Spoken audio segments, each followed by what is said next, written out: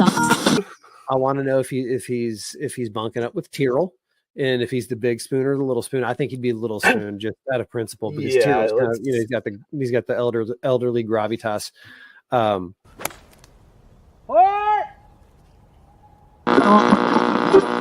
Yeah, and that's true. And using those key stats, they are the key things that we use to pick out our emergency men. I don't appreciate the laughing, because I recognize how fumbled that was as I lost my train of thought. But anyways, back to the emergency. No. Wait, what was that? I like that you came back to start it off fresh. We're gonna do it live, damn it. 3, 2, 1.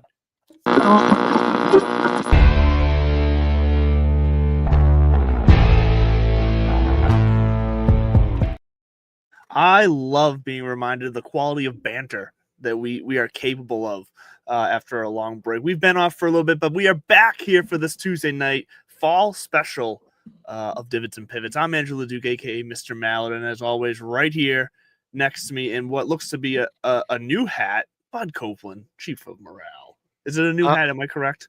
I'm glad we moved on from you were making it weird there for a minute about our banter, because I was feeling a little kind of like, all right, sorry. Anyways, yes, new hat.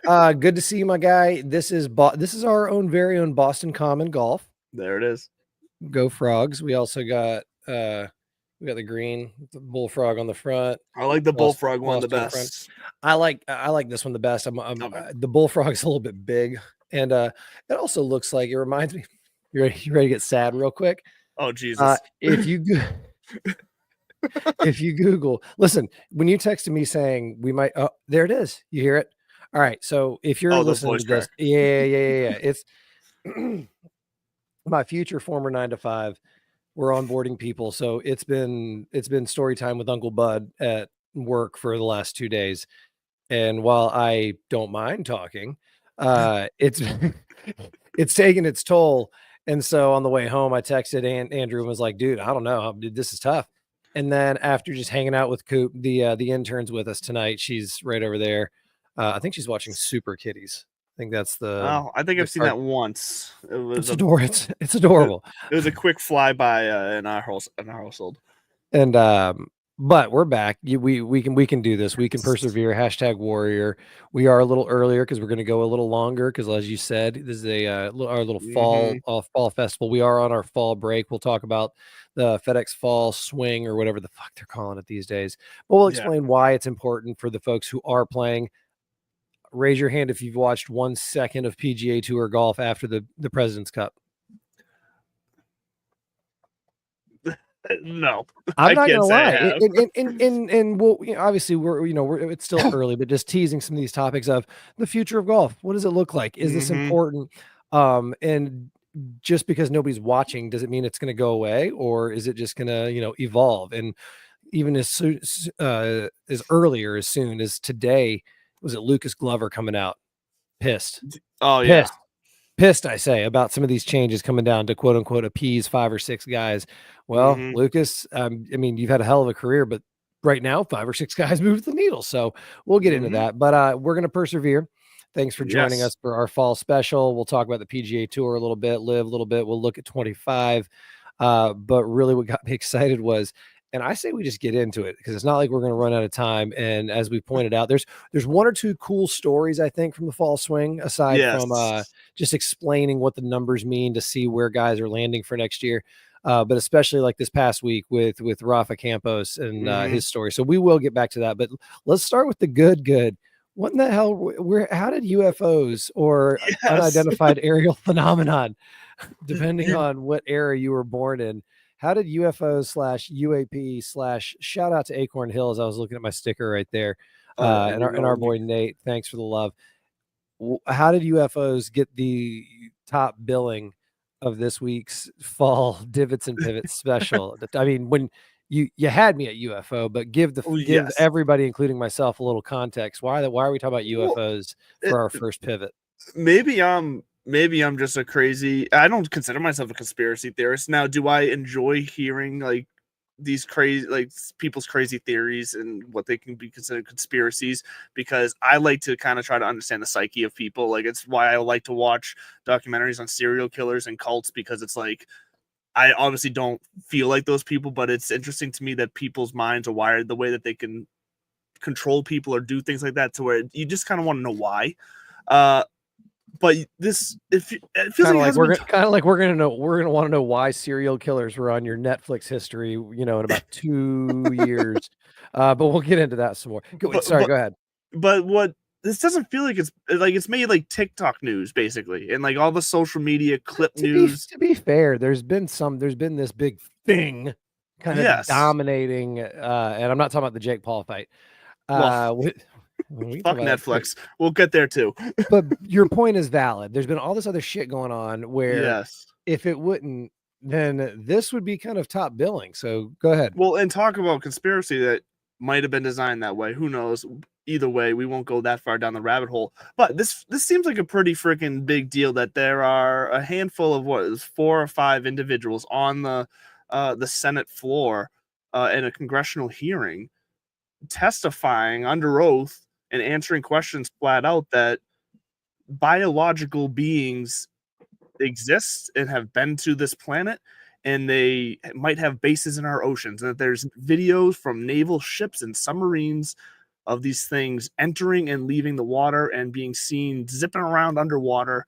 Like, how is this not like world changing news? I don't understand why it's not bigger, because I saw that, and of course I first see the first time I see the clip, I'm like, damn, this AI is getting real good. Like they're now able to fake audio from a group of people on that looks like it's on live TV. But then I kept looking, I kept seeing it, and no, this legitimately happened on public access television. And maybe it's just that nobody watches TV anymore. Everything's just streaming and binge watching. But shit, shouldn't more people be talking about this? I mean, I said to my fiance last night, I tried to show her, and she was like, I don't care about that weird shit. And I was like, goes beyond weird shit. This is a question that people have been trying to answer for generations.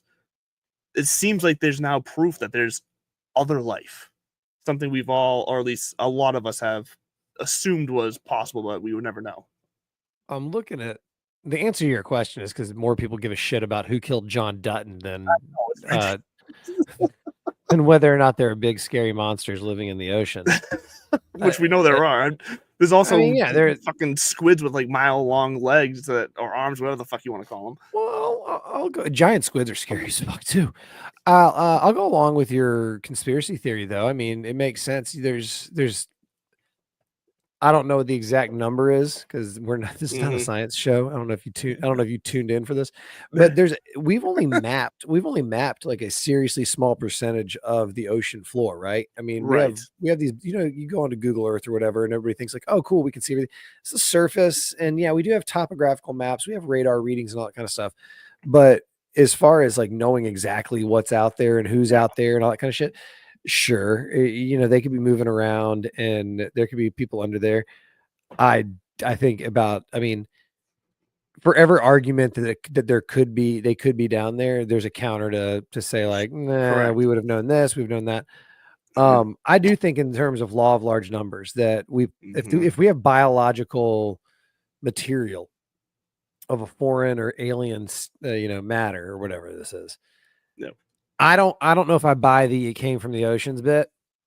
So I don't think it came from the oceans. I think what they were saying is that they have proof that they visit the oceans, is basically what it was. And then they were speculating that maybe they have bases in the oceans, whatnot. But they were saying that they just have video proof of crafts entering and leaving the ocean, whether it was for temporary or they crashed and then fixed it, whatever. But they don't know the reasons. But it's probably oceans AI. were involved. It's probably AI.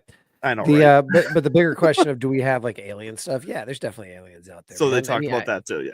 Yeah, law of large numbers suggests, if we believe all that we were seeing from all these telescopes and these images, and then like the picture of this your little blue dot sitting there crying and paying taxes while in the vast universe, there's other intelligent life out there. And you have to, and again, if we're in this timeline of billions of years, then who knows? Maybe we are in the Matrix. Maybe we are just, entertainment for other planets and they're betting on us and that kind of shit. I mean, anything is possible. Here's my question: who gives a shit? There Apparently, I do. is no. I mean, it's fascinating, but I think what I'm talking about are people who like plan for this stuff, Well, or see, I'm not going to change my life because of it, but it's just nah, I didn't think knowledge you that would. is fascinating to me. That's all.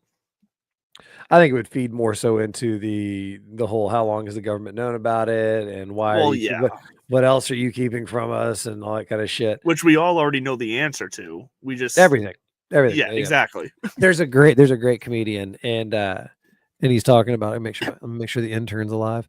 And he was talking about, I don't believe in conspiracy theories. And he's like, I don't want to get into conspiracy theories, but he's like, but he doesn't trust people who don't believe in any of them. He's like, I don't believe So, in all of them.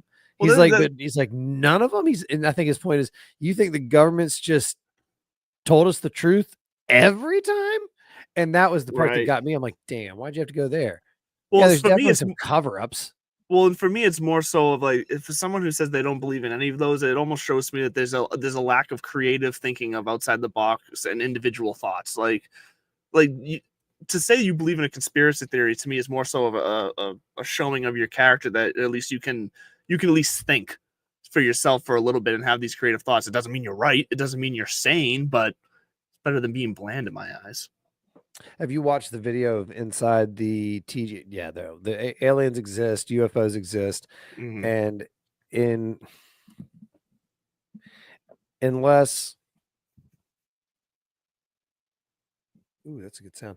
Unless it has to do with Donald Trump right now, I don't think I know. anybody gives a shit about any of that kind of stuff. What's going to happen is, when he's like, oh, we knew about the aliens. We've known forever. We're going to go talk to them. They're going to be huge. They're going to love it.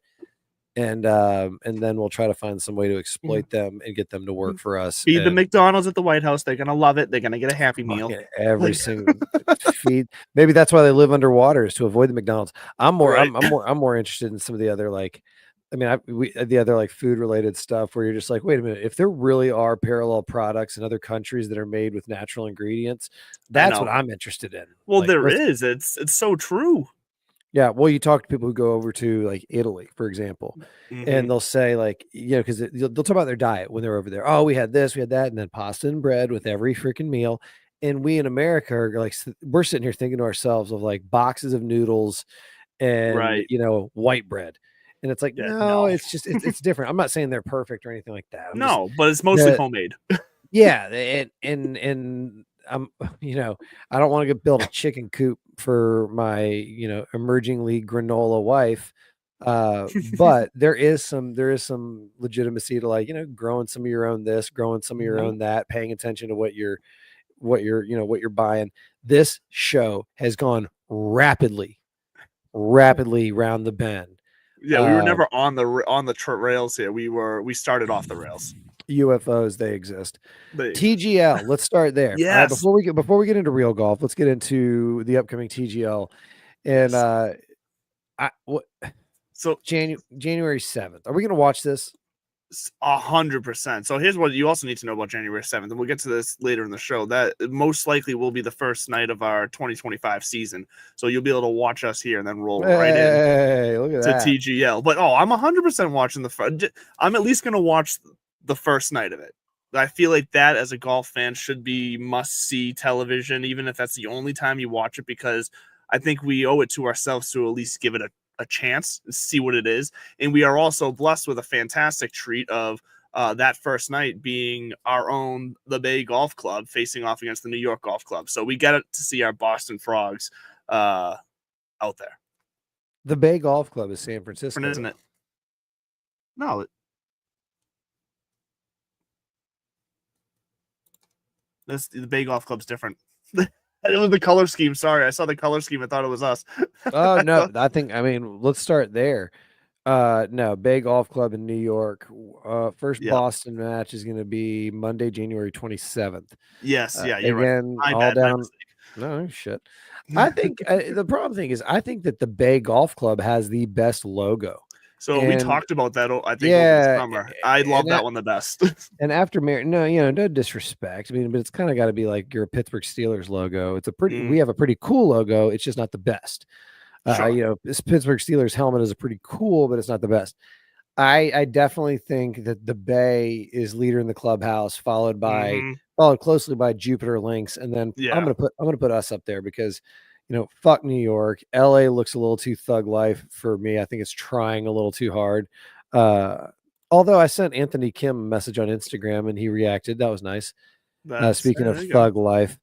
And then Atlanta Drive, just like everything else, professional sports in Atlanta is just kind of like, Well, yeah. "Ugh." Look, let me say this about Atlanta. The Atlanta Drive logo, it's throw, and this is kind of controversial to me.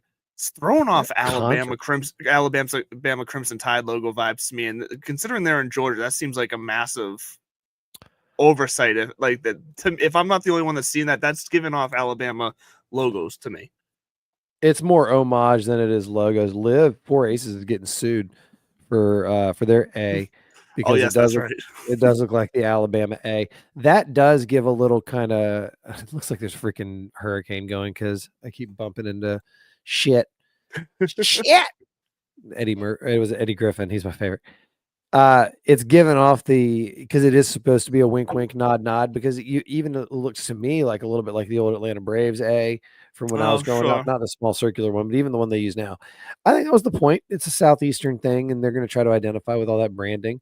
I got So you. anyway, yeah, TGL is going to be fun. I just looked at the video, Yeah, the whatchamacallit, the facility video, and even just yeah, watching those guys hit shots in that arena, I think it's going to be fun because I mean what they can do on the regular golf course is impressive enough. So give them pristine conditions. And I get it. They can manipulate the green and it's going to be massive and new and all that kind of state of the art.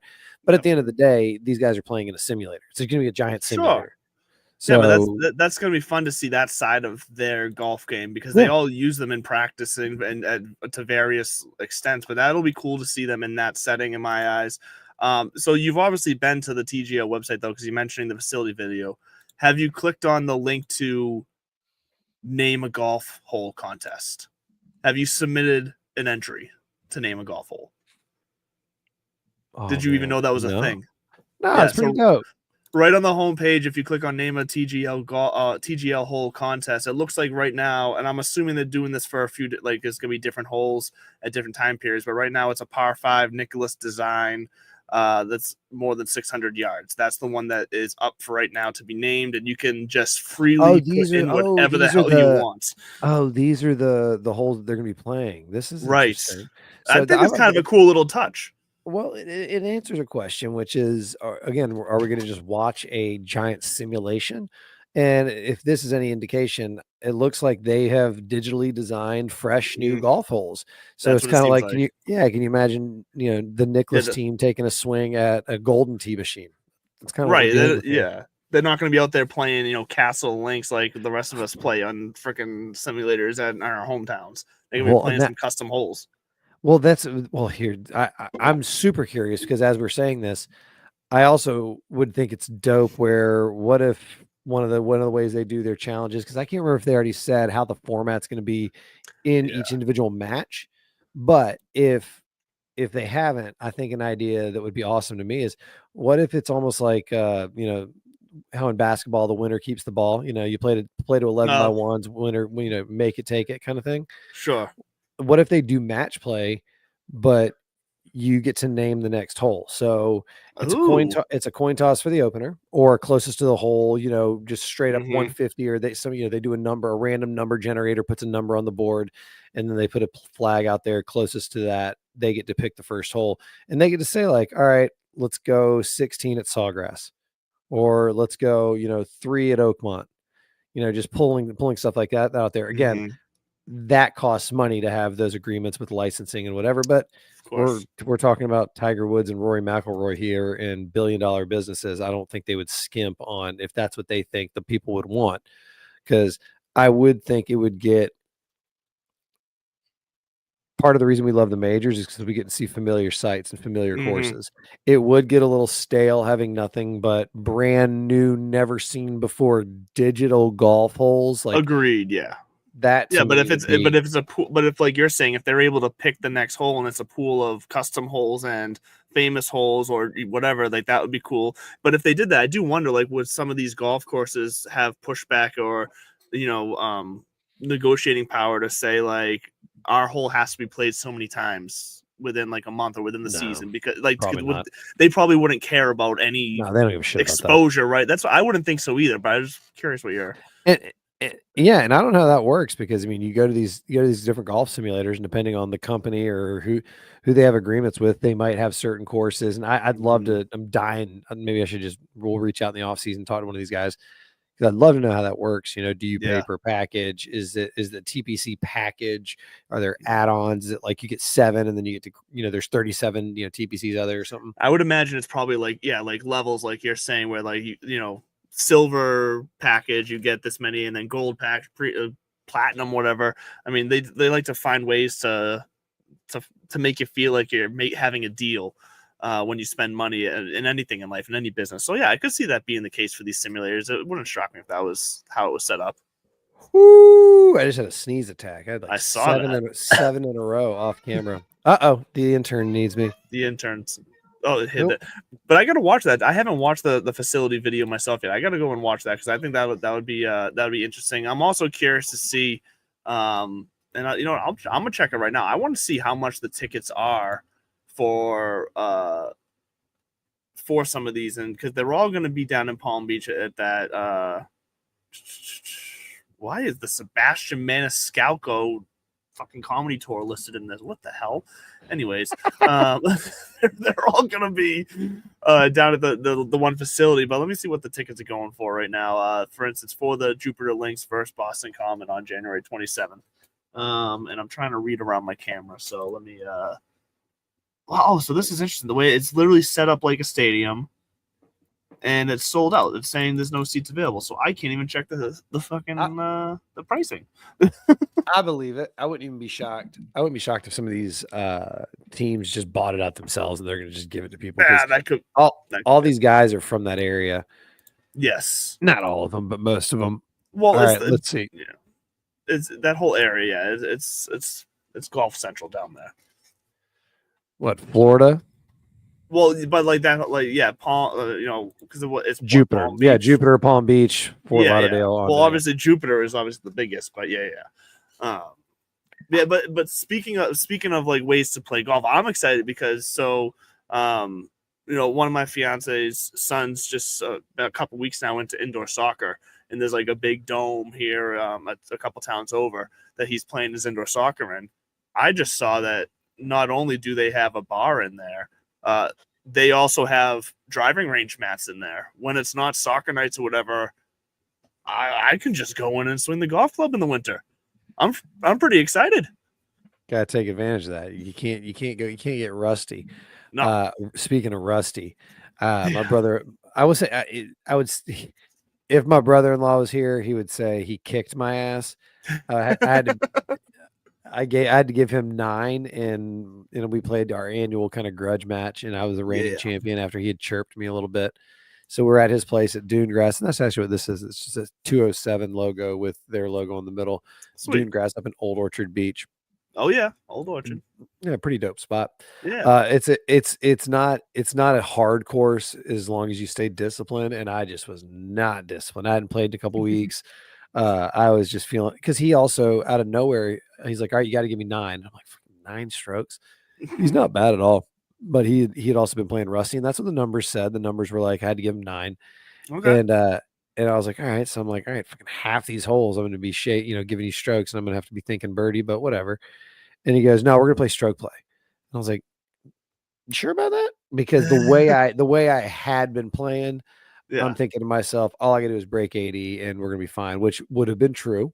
Yep. But I was not. I was just so loose because the opening hole, I pipe one 320, 70-yard chip pitch shot, 2-putt par. He makes 8 after going out of bounds like twice, and I'm like, "Pfft." So I've already got like a 4-stroke, cushion, and I'm like, this is gonna be easy. And Yeah. then I proceed to go birdie, birdie, almost birdie eagle, had lipped out an eagle putt. And he was able to hold on and be like birdie, and he birdied one of the holes and then parred the other. But still, I got another stroke on him. I'm like Yeah. 5, I'm 5 up with 15 to play, easy Mm-hmm. peasy. Totally lost discipline and was just, and it wasn't necessarily spraying the ball out of bounds. I was just taking poor angles and hitting it like Okay. through the fairway out of bounds, or I did, and just honestly had like 3 or 4 quote unquote blow up holes. And I think ended up shooting 82. He shot 89. Had he shot 80, or had I shot 80 or broken 80 like I Yeah. intended to, I would have won, but instead I didn't. So I beat him by 7. Had we played match play, including the strokes, Yeah. I would have won one up. Yeah. Yeah. Which is ironic because I would have thought it would have been the other way around. Match play would have favored him, and stroke play would have Hmm. favored me. It just didn't work out that way. But hey, we're on to 2025. On to 2025, and that is true. And I wanna get to speaking of different ways to play golf. I do want to get to some live conversation here before we get full into live, because there's some interesting comments coming out of live. I want to talk about Bryson on live, because Bryson is continuing to do his social media exploding, becoming a He's sick of content this shit. creator, whatever. He's on this mission, and I commend him for it. He's got this new series that's now on. It's been a week. It's been 7 days, because I watched today's video and it was day 7 of trying this, where he's trying to hit a hole in one, which is, I believe what he said, it was roughly 110 yards over his house, and landing obviously a hole in one to a green that he has in the backyard. Um, it's inspired people to also be trying it and doing spoof videos, and they're trying to hit golf balls over their house and they're breaking their windows and shit like that. And that's fantastic. My favorite part of these Bryson videos, and I don't know if you've seen them all, if you've seen any of them, bud, but my favorite part of them has been every single shot, and I don't think there's not been one. The second it leaves the club, oh, that's a good one, and that's got a chance. Oh, that's a good one. Literally like the same thing every time. And I don't give it to him. The very first shot he took, day 1, where he had one shot, he damn near lipped the thing out. Like, it landed like maybe I mean, he's a professional. 110 is not. right, yeah, but so he's gotten close. He hasn't done it yet. So tomorrow will be day 8. He'll get 8 tries at it. Do the math. He's missed it however many times, but I don't know. It's been fun. But my favorite part, like I said, is he just keeps repeating himself every single shot. Oh, that's the one. Oh, that's the one. That part's getting old, but funny. What was my response to you when you texted me that you wanted to talk about Bryson and his He's hole in one over his house challenge? so thirsty. There's something along those lines. I'm gonna go ahead and qualify this with I'm a Bryson fan. I like Bryson. Yeah, I think he's an interesting guy. I think he's good for golf. But I think I said thirsty bitch, that's and what it was. because Thirsty bitch. Yes. what it reminds me of, like, come get ready with me. Do I go with the Gucci loafers or do I go with the Air Force One original 10 grand a piece? Once in a one of ones. Right. It tell them we're busy. That was just ESPN, Or BC or basketball one. honest, because I mean his house is pretty dope. I've to be clear, It looks it.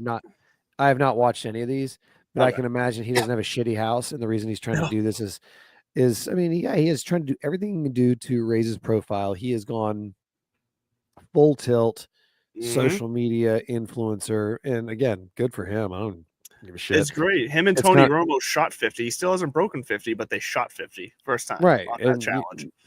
and people continue to tune in because, and by the way, he'll continue to milk this because he knows he's not an idiot. Yep. He's won a couple of U.S. Opens, so he can just ride that fucking wave forever. Hey, come try to break 50 with the U.S. Open champ. Mm-hmm. This particular thing, I couldn't care less. Oh, this is. I couldn't care less. If I had to pick a side, Free time.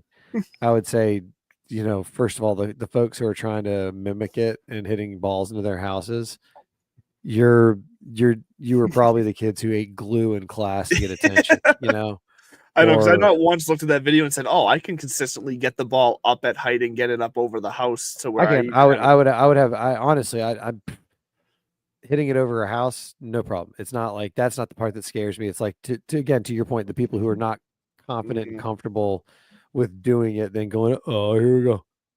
Yeah. Oh, because And another thing's true. the majority of those people are doing it knowing they're gonna hit their house, knowing they're gonna they're gonna break something. So Thank you. they're 'Cause doing if it for I'm the not, likes. I'm not such a big social media star that I need to be out there. All right, we're going live, guys. We're going live. Here's attempt number 1. Oh, I mean, most of these people are going to go set it up, hit it over. That Right. way, if you do hit your house, you don't upload it. But Right. then again, I don't understand it, man. I don't get it. I'm not there. Netflix. So, okay, real quick. Bryson, good for him. Good for him. And, I think it's great. and real quick, whenever he does hit this hole in one, because he will, I'm probably not It's going to gonna be have a pretty cool. reaction or care. No, nobody will. But you know what? Here's the thing. He is, you asked me what my thoughts were. It's like, I'm Yeah. not watching it, but I don't fault him. And I think it's kind of cool because he gets it. He knows that Right. he took the bag, he took the money, but unlike Bryson or Brooks or guys who are like, maybe I'm gonna take this money and just kind of settle into the rest of my life, play some majors and kind of chill. I mean, for what I know, Bryson is no wife, no kids, Yeah, I don't think so. entrepreneurial spirit wants to change the game, wants to evolve things. And I think he knows that after he took that check with Liv, it was to free him up in his Mm-hmm. schedule and his time. Because once golf is no longer the vehicle for money, then these guys are starting to reassess, okay, what role does it play in my life now? Like, Correct. do I need to keep grinding it out so that I'm grumpy like Lucas Glover when all of a sudden I'm getting squeezed out because I'm not one of the top dogs? And so he has found another avenue, and kudos to him. Next, it's going to be after the hole in one thing. I He'll don't do know. I something. mean, It'll be something else. yeah, it just reminds me of the kids who sit on their stairs with ping pong balls and Yeah, 15 pots and pans and a Dixie cup. exactly. That's They'll all we're find another talking way about to here. arrange the pans. Yeah, He'll find if something else to hit the ball over or through or something. it's like if Elon Musk saw some kid do something with like fireworks and M80s and was like, "Oh, that's cool," and then Yeah. strapped one of his big fucking rockets to a rock in the Midwest somewhere and blew that up, it'd be like, "I can do that." That's what Bryson's doing, and Right. again, over his dope ass house, and what he's trying to do is say like, "Hey, fill in the blank product here. Would you like?" Because what is it? Mhm. Riggs from Barstool, when he started doing his daily nine or whatever it was, he was trying to make 9 putts or 9 chip shots, and he would give himself 9 attempts, or he would just do it even if he made it. But the whole point was Mhm. then after a while, once his following got big enough, he would hit his first two, and then he would pull out his little Zin tin or Right. whatever drink they were shilling, and that's all it is. It's pretty soon this hole in one challenge is going to be brought to you by Mercedes. And that's the difference, though. Bryson's playing at that level who Mhm. automatically already has these followers. So it's very easy for some of these companies to do the math and go, do I want my product sitting front and center when, 1 million, 2 million, 3 million plus dipshits tune in every day and then watch and rewatch and then send it to their buddies? And, it's, And the answer I, is yes. They want I that. heard I heard Kevin O'Leary. Kevin O'Leary, right, from Shark Yes. Tank? I heard him on a show breaking down the Mr. Beast offer. Somebody Oh, offered Mr. Beast yes. a couple of years ago, and I want to say it was like 8 billion. It was something outrageous. It was something It was something like outrageous. that. Yes. It was like 8 billion or something like that for his channel. And when they say for your channel, they also don't mean they basically want you to keep doing your content, but like we're gonna Right. buy it and we'll hopefully we can strike a deal where. And he turned it down, and people are like, "You're an idiot. That's a lot of money. This, Oh. that, and the other." And Mr. Wonderful, Kevin O'Leary from Shark Tank, broke it down. He's like, he Mhm. started doing like, if one video averages this many hundreds of millions of views and watch time and engagement on one of his channels, he's got this many channels. He's like, over time, these things are actually valued at like 20, 30 billion a piece. I was gonna say it was at least doubled what the actual offer was. Is Yeah. what it was a rough number he came to. Like you said, he was just doing it based off of some like average videos on a couple channels. And so exactly. And he was just pulling those. And he's like, and granted, these are conservative estimates with Right. public, view numbers. He's like, God knows what he's actually doing. And I think that Bryson, to that same vein, is Mr. Beast talks about it all the time. He's like, he goes, you could name an object, a Mm. name, anything. I could create a channel and within, an hour have a million followers. He's Yeah, like, I because at just this know. point he's just got that swag about his name. Well, he even said he could do it without using his name. He's Oh, like, I see what you're saying. he's like, I wish I could explain it, but I know how YouTube and I just know, I know what works. It was weird. It Mhm. was kind of like talking to or listening to Jeff Bezos talk about how he and his company, he's living 3 quarters ahead. Like he's not living now. He's always with their Mhm. meetings. They're always talking about the future and things, making decisions about that. And I think that's what Mr. Beast was talking about. He just kind of figured Fair. it out. So Bryson, to his credit, has figured it out. Yeah. There's no harm, no foul, no shame into being a professional golfer. But I think in his mind, he's already been there, done that. All right, cool. Golf's done. I've done it. This is something Right. I've solved. Now it is a tool in his arsenal, and just to continue to whatever he wants to do, explore knowledge, grow, make money. Who knows? And now it's just, yeah, he's got to keep that tool sharp, which is why he's going to keep playing on Live and Yep. probably some of these DP World Tour events that we'll talk about. A big wave of guys who just went back. And when I say went back, I mean literally are like, all right, we're gonna play the DP World Tour since they said they would play nice with Live because our official world ranking has fucking tanked. Right. But Bryson's not gonna be one of them. He's No, bigger he than that. doesn't. He transcends He's the post caring about it. golf. He's good for the next 10 years with the US Open, 5 years for all the other majors. And I think that he is good enough to just keep snagging top tens here and there at these majors Yeah. and keeping those exemptions alive.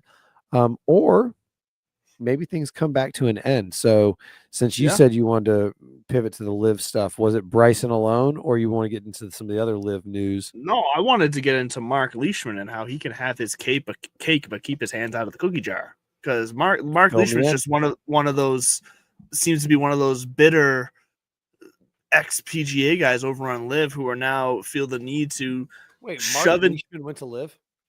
Yeah, Mark Leishman's bet. He was on the, what was it, the Rippers or whatever, who won the team title this year. He was on that team. So like Leishman has been over there. Yeah, because he's on Cam Smith's team. They have like an Aussie team, like an almost full Aussie team, I believe. Totally forgot about that. Yeah, fuck that guy. Yeah. So, but he's one of these guys who it just seems like he has to shove his happiness of I'm so happy over here. Like it's almost like he's proven it to himself that he's not missing out on something, even though he is, because he had these comments just like 17 hours, well, whatever, almost 20 hours ago at this point, but earlier today, late yesterday, whatever it was, where he's talking about how this has been the best year of his life. And I'll pause right there and say, great. So happy that you had the best year of your life playing a Live. Fantastic. Love that for you. Love that for what you want out of life. Love that for you. Never gonna knock that. He also follows that up. He followed it up by saying that now one of the top goals of his career now is to win the Live individual title. Because going out there every single week, well, so which I'm also fine with. You got to have goals within that are reachable, and he can't play on the PGA for every event, so he's obviously not going to win the FedEx. So I get that too.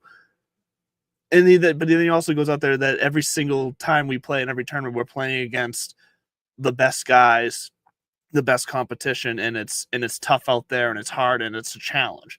I don't fully buy into that. We've talked about that. It's an extreme of really good top end talent, and then everybody else, which is similar to the PGA, but the PGA, they're bigger events, they're bigger fields, whatever. That's spread out more, so it feels different. I just think Mark Leishman is just he seems to be bitter. We're talking about Bryson, who understands the situation. He's happy with his role. He's happy with kind of what his role in golf is right now, and he still has a role in golf. Mark Leishman, yeah, he's in like the 900s in official world golf rankings now, I think, something like that. But I don't really care that he's that happy over there, because I feel like he's not, and he's just lying to himself, and he's shoving it in our faces, because that's what it feels like. It feels like an unhappy person trying to put on the facade that they're living their best life. He feels like a walking Facebook profile, if that makes sense. Yeah, that does make sense. and you're scrolling on your feed just mad as all hell. This guy is out there portraying himself as happy because you know that he's not. Yeah, and I'm sure he's getting more time with his family, and like I said, that's fantastic. That's what he wants out of life. Then go get it. That's fine. But then don't turn around and then bitch about something you don't have too. What's he bitched about though? What is he bitching about? Well, it was more okay. So he wasn't bitching about missing out, but he was more so. It's probably the happiest I've ever been. I put it down as a pretty good year on the go. Okay, you know what? Later on, though, he's more so like it's like backhanded compliment kind of thing, where he's like praising what the Live is, and everything is exactly what the just like all these other guys who came over there and they're like, "This is how golf should be done." It's just much of the same. It's just much of the same. I don't blame him. I don't fault him. So if somebody asks him a question, he answers it. I agree with you. Where it's like, don't be hyperbolic. Live. I'm just sick of it. Like I'm just like I'm done with It's it. I just don't need neat. to hear it anymore. It's just old. I think. I mean, the PIF they're gonna toss some money. I mean, the deal's kind of done, right? The PIF is gonna make their investment in PGA Tour Enterprises. I'm pretty sure, and Mhm. part of it is that Live gets to just keep on keeping on Yep. Fine. for now. Well, I say for now because I think now they don't have there's no excuse that they're a leverage play. So now if Live doesn't start Right. making money, they're fucked. Mhm. And I think that actually there is a clock that's starting to tick. And I think that's why these guys went back to the DP World Tour, not because they're abandoning ship on Live. I think they're just knowing that their status, or their Yeah. their kind of value and being sharp on the world stage is going to require more than just the Live schedule. However, for guys like Mark Leishman or Cam Smith or Dustin Johnson or any of these guys who genuinely probably don't need the money or don't necessarily need to Yeah. work that hard, and compete that hard for the off chance that they do win again. I think Live's a wonderful place. It's Yeah. just it hasn't evolved. It hasn't.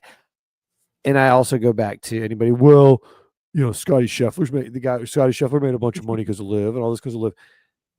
It's kind of like saying that there's nice new houses in the neighborhood because you lit a fire. Yeah. That doesn't mean that the way all of this came about isn't dirty. And then pivoting back to the PGA Tour, even Lucas Glover being all pissed off because they're once again shrinking the access to these top tier events. Yeah. And and I think Well, it's because you have to. There's too much so money at yeah. stake to have Joe Shit the Rag Man out there for 4 days, even if and nobody when it's these big ticket events. I'm sorry, but once in a blue moon do we want a Monday qualifier winning the players, or which they don't have a Monday qualifier. You know what I'm saying though, but we don't want no names winning those big events. You want big names winning big Right. events. So what Well, do and you we have to were do? in You have to danger. limit the field.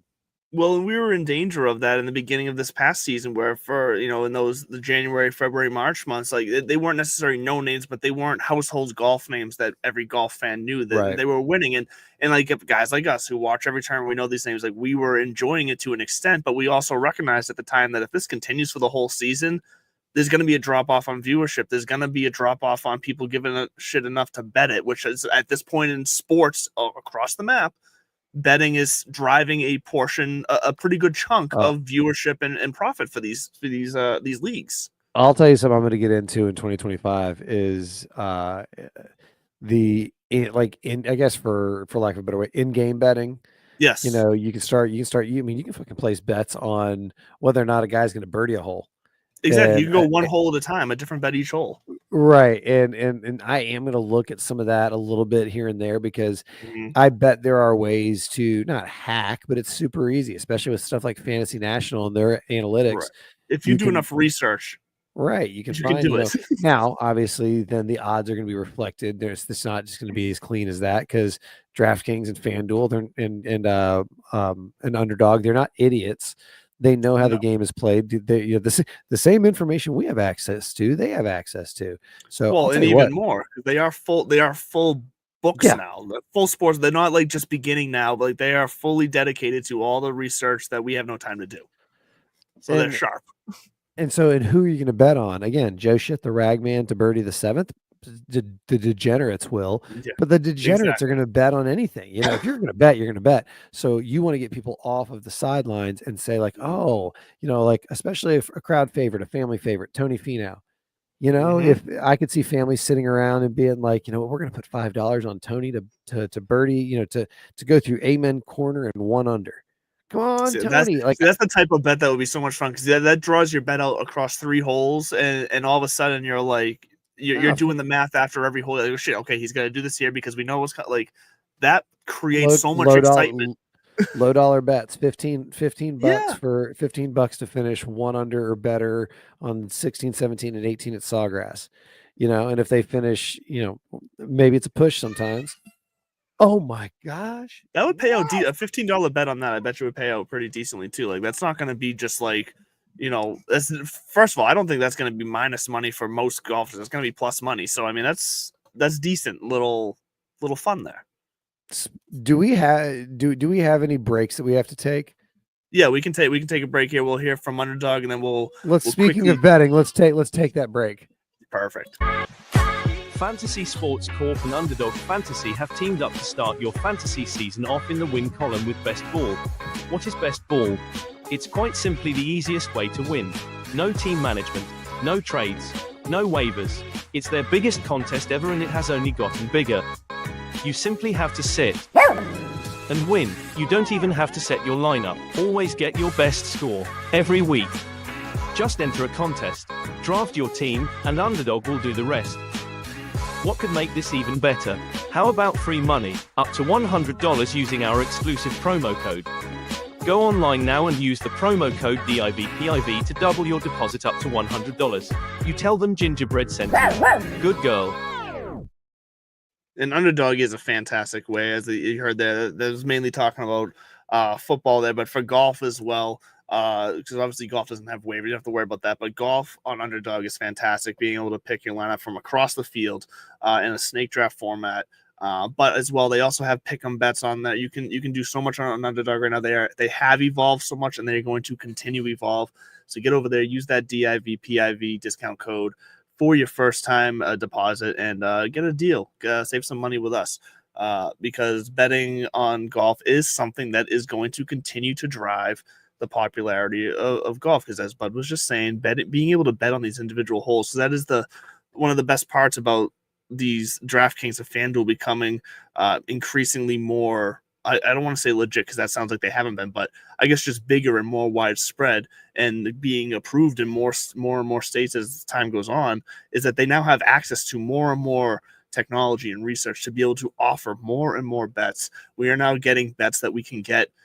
We used to only be able to get going into casinos and sports books in specific cities. So yeah, you got to get over onto these sites and take advantage of, if you are the betting type, bet responsibly, bet only what you can afford to lose, and have some fun with the game of golf. That's what we got to do. Just it doesn't hurt to have a little extra fun, because let's be honest, we love golf. Even the person who loves golf the most, watching golf on TV, we've all taken a little nap while watching. There's nothing better than a golf nap. Period. I don't hate on it. It's fantastic. It just feels like part of it, but that little extra excitement, there's nothing wrong to admit that that's sometimes a little helpful. I know. Sorry, there's an emergency in the studio here in Witch City Studios. The intern needed some more popcorn. Heaven for that's very important. So real fast pivot here. Speaking of Witch City, you survived Halloween. I'm assuming. Awesome. I know we talked about possibly getting down there. We just our schedule got absolutely silly, so we never was able to make it down to experience. Because I've been down to Salem for Halloween once, and it was wild. The most people I've seen in like one little town in Massachusetts in a while. But that was years ago. That was back in 2010, 2011. But I'm glad to hear you survived, because I know it's absolute mayhem down there, and I know you're not far from the action. I love it. I think it's kind of like I thrive when it's mayhem outside. It reminds me of being in college towns and what it's like on a game day where, there's road closures and everybody's walking everywhere, and there's just it's a lot of fun. Yeah, another pivot back to the golf world before we get on with the PGA talk. Nelly Korda is having herself a bit of a moment. First, I haven't heard this. Fill me in. Well, first, and this is for everybody's benefit and for the benefit of the world, she is being featured in the swimsuit edition for Sports Illustrated coming up in February. So, you're sorry, welcome. I just dropped my beer. What? Okay. Oh, I think we know what that noise was. You should just back away from your desk slowly. It would have been more like this. Okay. So yeah, Nelly Korda is in the SI swimsuit issue, and then after, because she exited stage left. For those of you who forgot how her season ended, it was with an injury. Exited stage left. She's back, and her and new up and coming hot it girl in golf, Charlie Hull, ripping darts in her aviators. They were going Womano this weekend at the Annika, which is quickly becoming a favorite amongst the golfers, because obviously it's kind of like any Tiger tournament, the Genesis or that. And Nelly kind of just blacked out and ran off 5 birdies on the back nine to win. And so she's back in the winner's circle. She won, I think, 5 times this year. First person to do it in a long Sounds time. right. So that on top of everything else, it's Nellie's world. We're all just living in it. And I think she is a Mm-hmm. phenomenal ambassador for the game. And I could see TGL expanding and maybe bringing it. This is an arena where I could see it lend itself to some universal gender golfing. I could see this because Lexi Thompson is another one of those people who she said she was going to hang it up. And what did we have a Solheim Cup this year? Is that what it was? Yeah. Yes, we did. Yeah. Yeah. Same. Yeah. It runs at the same course as the President's Cup, I think. Right. I feel so embarrassed. Yeah, I want to say we won. I believe it does. No, I believe you're. I believe you're right. I feel like I remember seeing clips from that. Real fast though. So, just curious because I noticed you said yes, universal. we did. We won. Sorry, go ahead. You said universal gender or whatever. Are we not allowed to say co-ed anymore? No, I wasn't dancing around any. We don't need to go down this rabbit hole. Just curious. Lost my word salad. We're gonna say. So I think you could see. So Lexi Thompson, she was part of this Solheim Cup team that won, and then she announced earlier this year that she's going to hang it up from full-time professional golf.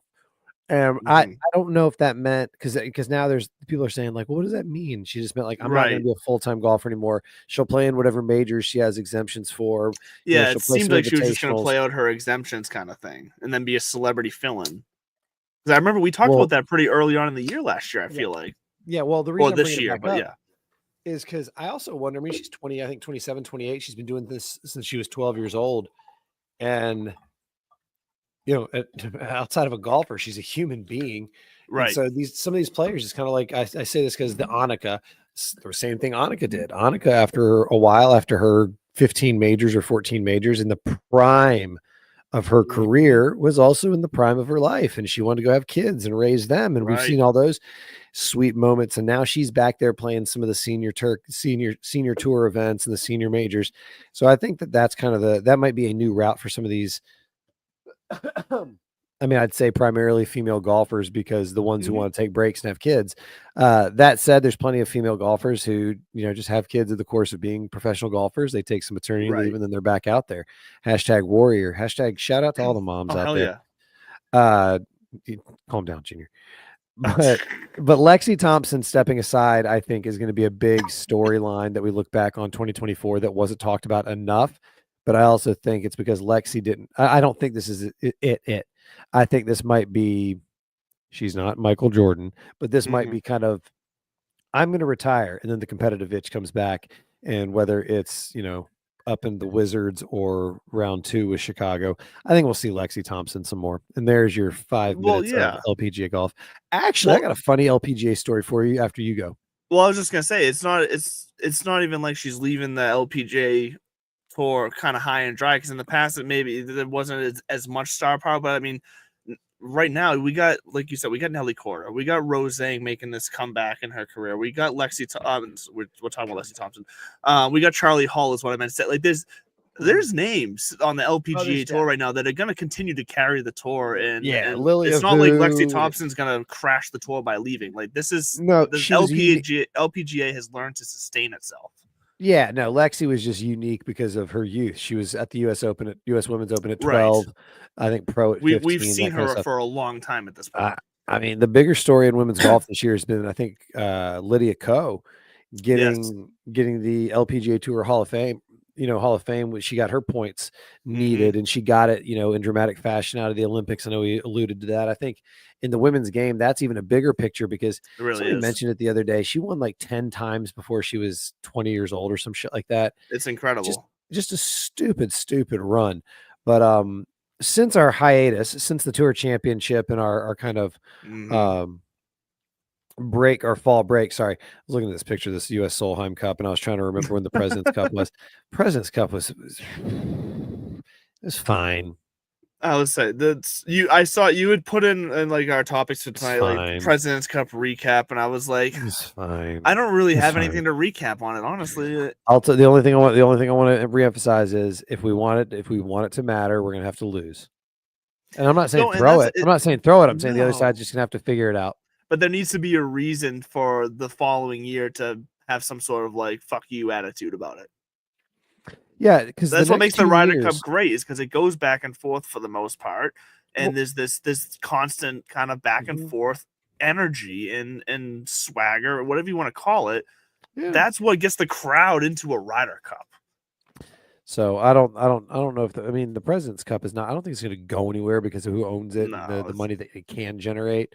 But the Ryder Cup. So real quick, the LPGA. I was at a wedding at the out in Estes Park, Colorado, towards the end of September, and the guy who I was out there, who was marrying a friend of my wife's, his dad was a LPGA tour, I think, caddy for a number of years, and he got to go around. He used to work the tournaments, and he had pictures with all these different LPGA tour stars. It was kind of interesting.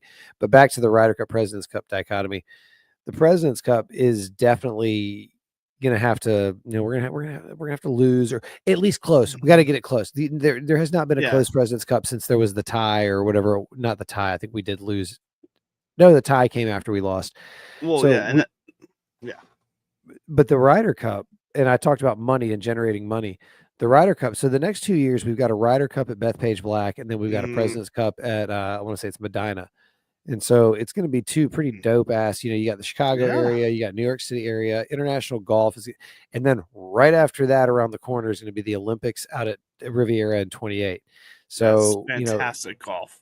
Yeah, 25, 26. And then 27 is the Ryder Cup over in Ireland at Adair Manor. That if you look at this course, Adair Manor, you look this up, everybody has been waiting for this course. Is it Adair Manor? Am I saying that right? So I don't know how to say it right. I'm not gonna lie. I can't. I'm not gonna correct you. So I don't know if I'm saying. I just want to make sure I have the words even like. That's remotely. You know what? By the time we're doing that one, that sounds like a really good time to take my first trip to Ireland. That's what I'm talking about. That actually with some friends. That'd be cool as fuck to go out to the Ryder Cup in Ireland while also visiting the rest, because I want to see all of Ireland. So like to be able to also catch a day of that'd be freaking amazing. But yeah, so now is Medina, and I'm probably wrong on this. Medina. Medina, sorry, Medina. I'm probably wrong on this. Is that the one with the wicker basket pin flags? Which one am I thinking of? I think you are. I think you're thinking of Marion. Oh, I'm thinking you're 100% right. I mixed up my M's there. Never mind. Because I thought, I don't know. That's a nice one of those nice little touches that makes it unique. I like that. All right, Ryder Cup 2027, Adair Manor in Limerick in Ireland. Yeah, this place is Limerick. I have fantastic limericks. Don't start. So international golf over the next 4 years is going to. It's going to be really exciting. We got some phenomenal hosts and phenomenal, phenomenal phenomenal players and opportunities coming. But that goes back to the live thing. I think this is why you see these guys going back to there's 8 guys, including like Patrick Reed, Sergio Garcia, John Rahm, Tyrrell. They're all going back to the DP World Tour after dropping their memberships. So allegedly somebody probably lived through back channels, or maybe they just did. Maybe John Rahm covered all their fines with his fat ass paychecks. Now, do you think they're just sick of? Do you think they're just sick of seeing Rory winning Dubai Cups or challenges, whatever the hell it's called? I forget, because he just won it again this. Yeah, race to Dubai. Thank you, because he just fucking won it again this year. I'll tell you what, maybe that's a bad Rory. Rory living in his, post PGA Tour player board of directors era. And then, we had the near miss with find some pills. I was going to say, what the fuck are you doing? Allergy medication. I told you. I know the struggle. And so I gotta find some pills. Pills are good, but Rory entering his new family man era, like watching him greeting Poppy, and he's reconciled with his wife. I'd love to know the truth, whether it was Amanda Balionis or whether it was just the stress that led to them almost parting ways. But I'm assuming it was the stress. That's what I'm going with. He wasn't quite himself for a little while there. That's what I'm going to go with, because it makes too much sense. Exactly. And after watching him dominate, absolutely just own us at the Ryder Cup. Sure, he hasn't exactly been lighting it up on tour and winning majors yet, but I think we see a revival this year. I think so too. He had a couple runner up in majors, or at least top threes. Close calls. The U.S. Open was a fucking heartbreaker, and he was right there. So I do think if I was a betting man, I would bet hard for Rory to win a major in That's a good bet. in 25. Just had a fucking ladybug fly in front of my eye. No, I 100% agree with that. And speaking of 25, so the PGA, and just like within the last week or so here, the PGA did make some somewhat, some people view as controversial rule changes. I do not see them as very controversial, honestly. I think the ones for 2026 might be more, or the proposed ones for 2026 might be more, but basically and please correct me if I'm once again, but if I'm wrong, correct me. It looks like for 2025, they're gonna, for fully exempt players, they're going down from 125 to 100, and for full spots from the Corn Ferry Tour, they're going down from 30 to 20. So my personal opinion on these, I'm all right with the 125 down to 100 for fully exempt players. I just think that just adds to the competition level down in the back, and it gets us those I guess those guys that are really grinding and have, like, we're going to get more sparks, I think, of some guys that are just grinding it out for a few weeks. They're going to be popping on scoreboards. I think it's going to make things more interesting. I am a little confused, and maybe you can help me out in explaining this. I'm a little confused on with that also cutting down Corn Ferry by 10 spots. Because if Corn Ferry is the direct kind of feeder into the PGA, it's really just all about money, because that seems to contradict itself. I view the 125 to 100 as let's spice up the competition a little bit. Let's keep the competition fresh and create avenues for some young players to get in here. But then I see cutting down the Corn Ferry as in, where are we choosing to have these young players come from? Like, to me, it seems like they are cutting the legs out from their main kind of feeding tour. But as someone who knows a bit more about the inner workings of the levels of golf leading up to the PGA Tour, how do you feel about, like, am I correct? Does it contradict itself, or does it make sense and I'm just not seeing it? Well, they're limiting opportunity all the way up, because it's got to become more scarce. Again, starting at the top, they want to make sure that these signature events once a month, whether it's a major or signature event, once a month, they want to guarantee that they've got a hearty, healthy field of top talent. 100 is too much to let, again, the stragglers and the Joe shit, the ragmans get in there. And I think even 50 is going to become the new limited field sooner than later. I think right now they're still in the 60 or 70 range, whatever it might be. Oh, well, that's not even, I'm not talking the field. That's the exempt spots. I know I'm getting there. Oh, okay. And so to control that flow in, you just have to be more exclusive with the input. So you just have to shrink the number of guys that are getting in all the way down and all the opportunities. So you're right. Like, taking away the Corn Ferry Tour spots is counterintuitive, because it's like, wouldn't you want this new fresh talent? No, we don't want more new fresh talent. We want, we want the same exciting talent with just a handful of guys coming in every year. So here's my other thought, that why they might have done that is that, so that's cutting down 10 Corn Ferry spots.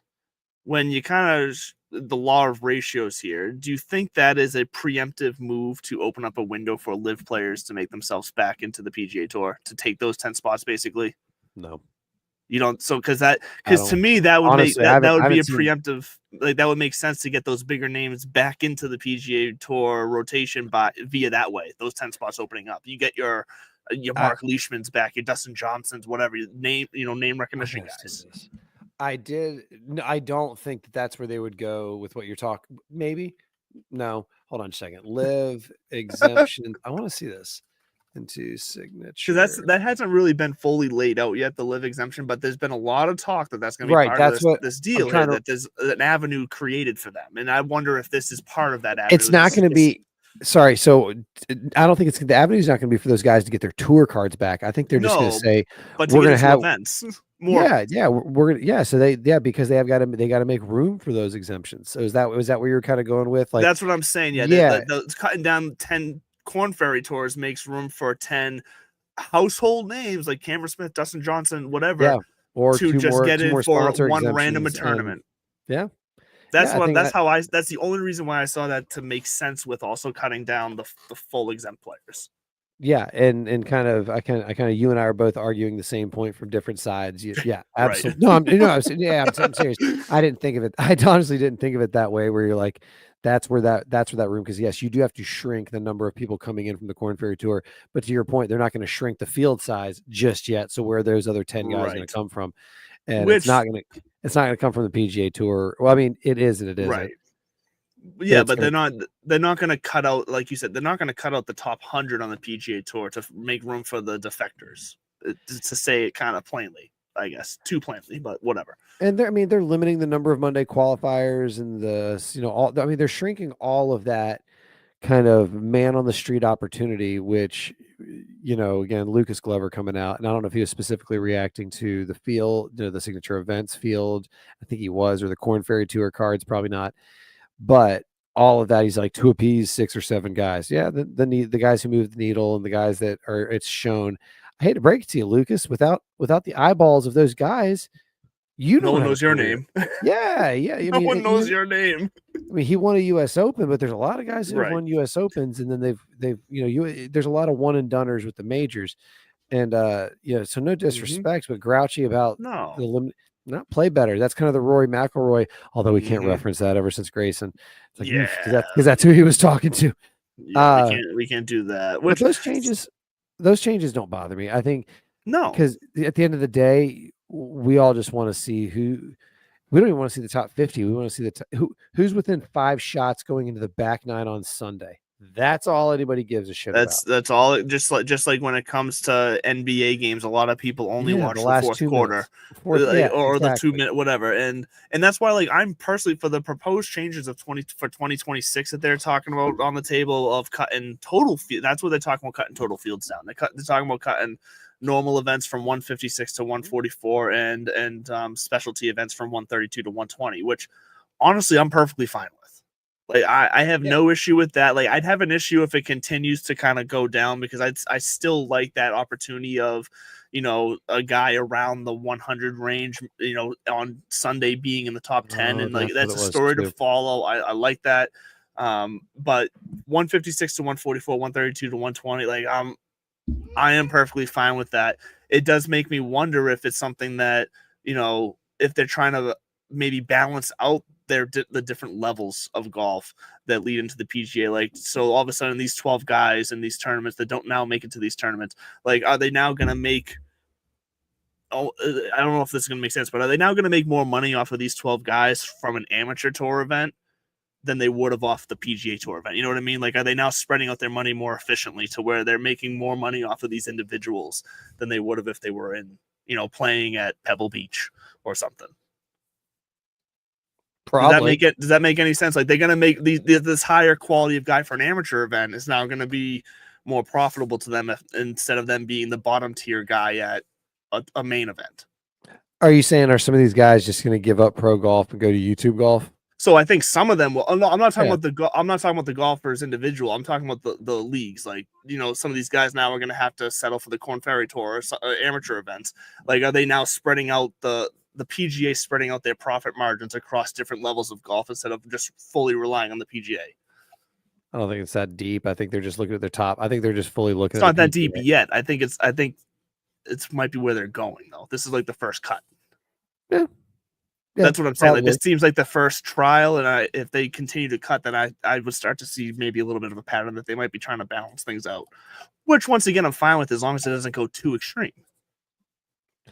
I see what you're saying. If they are going to make these cuts, are they going to channel that energy into maximizing margins elsewhere, which means these guys might have to play just as much golf, but for less money? Because but the PGA is making more money off of them because all of a sudden there's better quality players in these lower tier events. Yes. Yeah. And by the way, to your point, yeah, I think we could see some of that reshifted focus into the Butterfield Bermuda Classic. Exactly. That's the point, is if you can start getting some guys who used to be names, or, again, if all of a sudden, what's a fair kind of, I don't want to pick on somebody. Cam Champ. Champ won the 3M. He's won a couple things. He hits the ball a mile. He's a Nike guy. He's a he's a good looking kid and all this kind of stuff. He's a name. If he would be somebody who could be featured at a Butterfield or an RSM or something like that, as opposed to, Akshay is he's already top tier. I think I think he is part Yeah. of the top 20 crowd now because he was so close to being on that President's Cup team too. Right. I think he's done enough in his career to I'm warrant being that. called. I'm being called back into the studio for a second. That's fine. Pardon me. You jump over there. What I'm going to do is I'm going to run down some of our fall results here because we have had a fall golf season. And since the President's Cup is where I kind of start the fall golf season.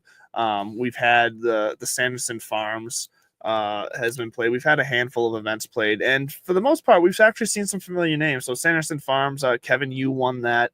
Matt McCarty won at the Black Desert Championship. JT Poston won at the Shriners Children's Open. Children's Open. I don't know why I just struggle with that. Austin Eckrow won at the Worldwide Technology Championship. And then, as Bud mentioned earlier, at Butterfield, Bermuda, just this past weekend, Rafael Campos won. So I want to get, when he comes back, I want to have him tell that story because he knows more about the Rafael Campos story. But so to catch you up, Bud, I was just running down some of our fall schedule winners since the President's Cup. I kind of rushed through some of the household names. Kevin Yu winning Sanderson, Matt McCarty winning Black Desert, JT Poston winning the Shriners, and Austin Eckrow winning the Worldwide Technology Championship, which I believe was Austin's third win of the season. I believe he won twice early on. Maybe it was only once. It might have only, but still, he had multiple wins this season. But what's interesting to me is maybe some names to watch out for. You mentioned the Rafael Campos story. I want to get to that because you seem to know what you're talking about when it comes to that. When it came to the Zozo Championship, though, do you know anything about? And I think I spelled his name wrong. Actually, is it Nick? I think I had a typo here. But Echevarria. Echevarria. So it was his second career win. He's from Colombia. Is this a name that you? Because I didn't recognize this name. I had to do a little research on him. Is this a name that you knew? It looks like he went to. I think it was the Texas A&M or Arkansas, somewhere around that area for golf. He played here in the U.S. Do you know much about him, or was this a blip on the radar? Actually, yeah, because it's who I'm thinking of. Yes, his brother also plays professional golf. Okay. And yeah, University of Arkansas. It was Arkansas. Okay, I knew it was one of those. He was suspended. Oh shit! I like that we're bringing this guy up. All right, let's dig into what did he win? So he won the Zozo Championship, and it was his second career win. Yeah, and he's a fun story actually. I can't remember what it was originally that was, but any story is fun when you start with he's suspended. He represented Colombia in the Eisenhower professional career. Oh, he 2 shots ahead of Akshay. He won the Puerto Rico Open 2 shots. That's what it was. When Akshay, one of his first flirtations was, that's why his name stood out to me. But anyways, now let's dig into his personal life. In 2015, during his time at the University of Arkansas, Echevarria was suspended from competing by the university after he was arrested and charged with felony voyeurism. Charges against him were later dropped. It became apparent that he was not involved despite being present when the incident occurred. So what incident would that be, you say? Thank you for asking, Andrew. Yeah, go for it. According to ESPN and the Associated Press on May 7th, 2015, Arkansas golfers Taylor Moore. Oh shit. And Nicholas Echevarria have been suspended indefinitely from competition following their arrest for allegedly taking sexually explicit photos of an intoxicated woman. Oh, Moore and Echevarria. So again, so that's what voyeurism is. Fucking Taylor Moore's wrapped up in this too. What the fuck? All right, police seized Moore and Echevarria. This is from 8 years ago, by the way. Oh, geez. Okay. And it does say, remember, we saw on Echevarria, or I saw and told you, and I could be totally lying, but I'm not. It became apparent he was not involved despite being present. So that's a fancy way of saying Echevarria was this. You know what? I got to check out the Taylor Moore side of it, but it sounds like he was at the party where something like this might have happened. And again, when these people are telling details of parties, you know, this person, I saw that person there, that person there, or he ratted out the guys who did it. Right. One way or the other. Or he which they deserve to be ratted out for. Or he was the first one to rat out the others, ergo. Yes. No, I wasn't there, but I know who was. That kind of thing. Well, exactly. We don't want to smear Nico's good name. No. Oh, Nico. That's where. Okay, it's Nico. So I just had a typo here because I had it down as nice for some reason. I had an E at the end, which I knew was not right. But let's talk. Oh, sorry. Continue. The Rafa Campos story. So yes, that's where I want to go next. The long and the short of it is this: these guys go into the FedEx Cup fall, whatever the hell that we're calling this now. So it is just called FedEx Cup fall. They have an entire separate standings for it now. I know, and the standings are this. So at the end of the Tour Championship, numbers 1 through 50. So really, after the second round of the playoffs or whatever, numbers 1 through 50, you're guaranteed in the next year. You're guaranteed into all signature events. Yes. Numbers 51 through 125, I think, or 150, maybe even. Well, yeah. Now down to 100.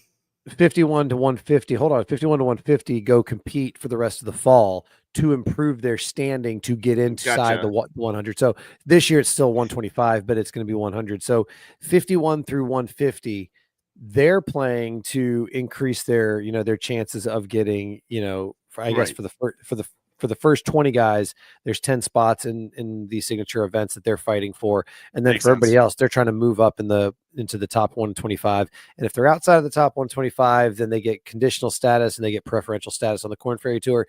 So the long story short is the fall section has now gone back into everybody who's not guaranteed and all the good shit. Let's see how well you're going to finish. They're just trying to improve their status. Now, if you win, that's the exception to the rule. Then you get treated like a true PGA Tour winner, like anybody else, 2-year exemption, all the majors, all the signature events, et cetera, et cetera.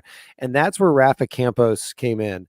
He's a Puerto Rican guy. He's been around. He's a journeyman, I guess is the term that we would use. Yeah, I've heard his name before, but I don't know much about him, but I've definitely heard the name. I mean, he's just been around for a hot minute. Yeah. But I think he was ranked like 148th coming into the week. And there's only a couple weeks left for these guys to try to get inside that 125. And this is professional golf's an expensive sport, the travel, all this kind of stuff. And people go, yeah, they make millions. Not all of them. No. It's kind of like real world. 1% of them make millions. And the difference between full-time status on the PGA Tour, access to, like we said, these signature events, no cut, guaranteed money, that's where just getting to that top 50 or being your year is set. Winner, your 2 years. Your caddy's year is set. Yeah. You have job security for a couple of years. You do have to go out and perform, but you can almost kind of assume, well, you can now with the PGA Tour in their new rules, you're going to get minimum $250,000, if not more. Which again, it takes some stress off to let you focus on what is needed in your game. Because these guys are real people, just like the rest of us. We're trying to work on our game, but we're also thinking about what's happening at home. We're thinking about it, and they still might be because home life is a real thing, but still it takes an extra layer of stress off for these guys to focus. And home life is the only thing for Rafa Campos. And so Monday of tournament week, which would have been a week ago yesterday, right? 148th in the standing. And again, it's the difference also between an artist, like a musician, getting booked at, the MGM for 2 years at Vegas, where it's like, wait a minute, I have a consistent gig and paycheck for 2 years. I don't have to worry about shit. Right. Oh, I just have to go perform that versus, okay. All right. I'm booked at Sally's next week. I got 2 nights at the blah, blah, blah. And then we're open in December and then back. It's a huge difference. And 148th is not 125. It is very much conditional status, which means, you might get into the John Deere, you might get into the Barracuda, you're sure as shit. John Deere. It's the fucking John Deere. It's the John Deere. Remember, we're back. No, but that's a term of respect. You finish top 3 of the John. You finish top 3 of the John Deere. You go to the Open Championship where you can improve your status. He has none of that, and he's 148th. And what happens? He brings a kid into the world. He has his kid on Monday. And all of a sudden, Rafa Campos goes out and wins the fucking tournament and has job security for 2 years. He's crying, literally crying. Well, that's massive. It's so massive for our family. And so, and I do believe this, and I'm blaming the election for another one of these things where we haven't had the bandwidth to focus on some of these other stories. Right. And I'm not saying it's because I'm saying whenever the biggest thing is the biggest thing, then everything else has to subsequently take a step aside. So remove that and everything can kind of come back and we can start, focusing on other things. It's kind of like Jake Paul and Mike Tyson. We're not worried about, that overshadowed this story, but what's a better story? Watching Jake Paul beat up an elderly man or watching Rafa Campos, job security, life security, the pride in his eyes. Did you watch the Jake Paul fight? So I tried to. Fuck Netflix. I went to bed. I went to bed. I went to sleep. Yeah. I'm not necessarily a box. I'm not a boxing fan. I don't know anything about boxing, but I recognize just the fact of Mike Tyson stepping into a ring again, what that meant from a sports historical kind of standpoint. Right. Was there any doubt in my mind that Jake Paul was going to win this farce of a fight? No. The age gap is a real thing in a sport like boxing. But I recognized what it was, and I wanted to watch it from a sports moment in history because I was fairly young when Mike Tyson was making his run through the ranks of boxing. I caught the tail end of his career, but I wasn't a boxing fan. So, like, to me, this was a chance to just see Mike Tyson literally just physically standing in a ring. Netflix took that away from me because Netflix, who had been shoving this down our throat for a fucking year, wasn't prepared to handle the bandwidth for the amount of people watching it, and it froze nonstop, starting in the fight between Serrano and Taylor, I believe her last name was the female fight right before. Really? See, Which was I went to bed. Which was a fantastic fight from what I can tell, from what I've heard, what I can tell from the bits and pieces of snips I saw between the fucking buffering symbol. Fantastic fight, which Taylor got robbed on from what I could tell, because Serrano kicked her ass the whole fight, and somehow Taylor wins in a decision, which was bullshit. Either way, no, I did not get to see the fight because fuck Netflix. I went to sleep after the first undercard because I just didn't care to stay up and watch it. I was much more interested in the hype and everything in the story. After watching some of the clips and everything, Mike Tyson's always been, if he doesn't get you in the first round or two, then you got a chance. Right. And I think the same thing's true here. I agree the age gap is a thing, but I also think that Mike Tyson's punch probably still packs. And had he been able to land one properly in the first round or two, maybe he could have. But Jake Paul's also a massive, roided up, being. He can take those punches, and he's he been can also training dodge with legitimate guys too. Yeah. He's not the best fighter in the world by any means. I've seen some clips, and people point out that Mike Tyson also pulled opportunities where maybe in the past he wouldn't have. You could chalk that up to either it was rigged and he didn't win, and maybe there was an agreement. We're going 75%. We're not trying to kill each other. This was an exhibition match, right? Or the other side of that could also be that he's a little old, maybe losing a step. I think it's much more like you said, it's an exhibition match. It was a very simple. This is kind of like what Walter Hagen used to do back in the day. If you've ever watched the movie The Legend of Bagger Vance, this is what he offered Bagger. Not Bagger. This is what he offered Randolph Juno, Matt Damon's character. He says, we could make a lot of money, you and me, exhibition match the game, 10 grand, 15 grand for a day's work. He's like, we'd split it, 60, 70, 30. I get the 70, of course, and I would expect to win. And that's what we got here. And I mean, that's all there is to it. I just didn't give a shit. I was more interested in the John Jones fight than I was. Well, that John Jones fight was wild because I also saw, I didn't see it live because I was trying to watch Tyson, but I saw the clips of it. The fucking, I know he technically got the TKO after he was down on the ground and went after the head, but that fucking that kick, for all intents and purposes, that body kick was the KO. That's how I view it. Did you see what he said about it? I did not see the comments. No. John Jones was talking about how he's like, I had to learn early in my career I wasn't going to have knockout power with my fists. I'm just not that guy. Sure. He's like, but everybody has to have a knockout punch, so to speak. So he decided to develop the spinning back kick. Look up videos of Joe Rogan doing a spinning back kick, and John Jones was talking about he's in full confidence. He goes, I land that. He's like, I could stop an elephant with that. He's like, if it's done correctly and I'm channeling the power, right? But the he might have burst his fucking kidney with that, not kidney. He definitely shattered. I think his liver's on the other side, but he definitely shattered a rib. Freaking blew him away. And then of course he does the little Trumpy dance, which was hilarious. Well, that was funny. The moral of the story for Netflix is get your shit together. Not even just the buffering, dude. I heard Dan Patrick talking about it, and that's what really illuminated it for me, because I'm like, oh, it's Netflix. They got NFL games coming up on Christmas Day. Right. I have no confidence now because and here's the thing. You know what I ended up having to turn to just to see any part of the fight?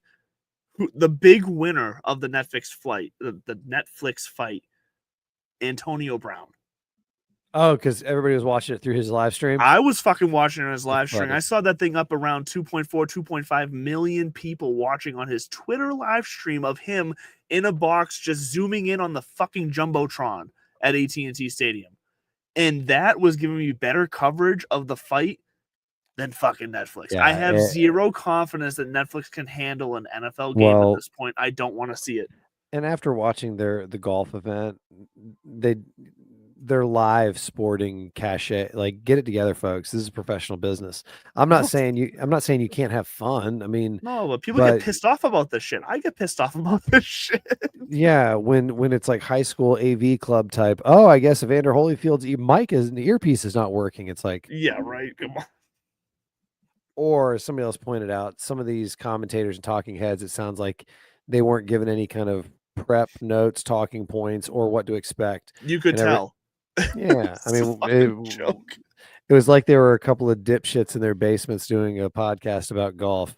Right. Well, hey, fair enough. Hey, we've been doing this for 3 seasons now, which brings up a perfect timing here. We're gonna have our fourth season coming up. Like I said, the tentative date is January 7th, the same night, the opening night for the TGL.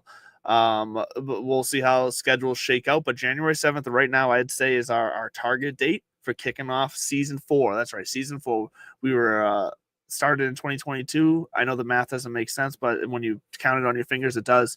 4th season coming up right now. Divots and Pivots. Here's a little teaser video because we got something fun planned. The brand is changing. The name is staying the same. The folks here on your camera in their basements are staying the same. The colors are getting a little more fun. Take a watch. We'll see you right after. In a world where there are drives and dives, skulls and lulls, putts and ruts, chips and dips, there is Divots and anything Pivots. playing right now? Where a duck makes luck and a butt talks low about anything and everything. Two forces collide to make fuck it. They just like hearing themselves talk. This is Divots and Pivots. Hey yo, the live show that you never make it. Hopeless, so it seems. Eyes closed, canvas open wide to embrace your dreams. Sometimes you gotta take a loss just to get the win. Like lies to sin. Oh, I gotta unmute Bud because he started. Oh, what? Oh my God, where'd Bud go? The fuck? We lost Bud for I don't know what the fuck happened. We lost Bud.